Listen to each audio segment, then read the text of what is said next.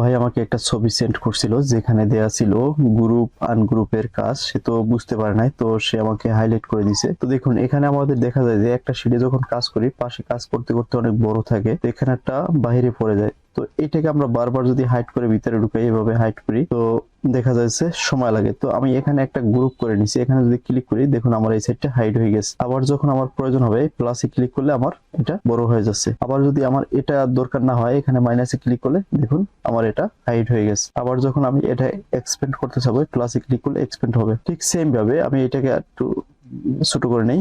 এখানে যদি আমরা বড় ছোট করতে পারবো, এই দেখুন আমি এখানে মাইনাসে ক্লিক করলাম, এখান থেকে নিচ থেকে এটা ছোট হয়ে গেল। আবার যদি প্লাসে ক্লিক করি এখানে বড় হয়ে গেল। তো এটা আমি কিভাবে করলাম, এটাকে আমরা আনগ্রুপ করার জন্য প্রথমে আমরা যতটুকু সিলেক্ট করা আছে এইটুকু সিলেক্ট করে নেব। যেহেতু আমার এখান থেকে এইটুকু হাইড করলে হাইড হয়ে যায়, এখানে একটু বেশি নেওয়া হয়ে গেছে, এখান থেকে আমি এতটুকু সিলেক্ট করবো। এখানে ডট ডট দেওয়া আছে, আপনি বুঝতে পারবেন এই যে ডট ডট দেওয়া। তো এটাকে আমি প্রথমে আনগ্রুপ করা শিখাই দিই, কারণ হচ্ছে আমি গ্রুপ করে রাখছি। এখান থেকে আমরা এই গ্রুপে চলে আসবো। এটা প্রথমে আসবো হচ্ছে ডাটা ট্যাবে।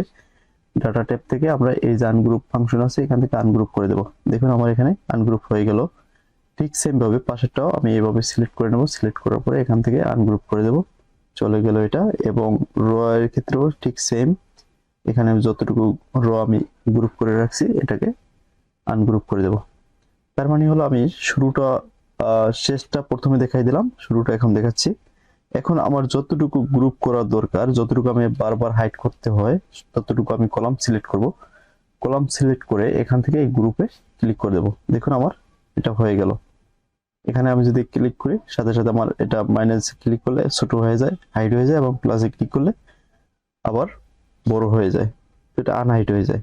তো এখন র এর ক্ষেত্রে আমার যতটুকু দরকার, এখানে যদি আমি এই রটাকে সিলেক্ট করে দিই, সিলেক্ট করার পরে আমরা এই গ্রুপে চলে আসবো। এই যে দেখুন ডাটা ট্যাব, ডাটা ট্যাব থেকে এই যে গ্রুপ, গ্রুপ থেকে এখানে আমি জাস্ট গ্রুপে ক্লিক করলে এটা গ্রুপ হয়ে যাবে। এখানে চাইলে এই ছোটটা ক্লিক করে এখানে গ্রুপে ক্লিক করতে পারবো, অথবা ডাইরেক্ট সরাসরি গ্রুপে ক্লিক করলে এটা গ্রুপ হয়ে যাবে।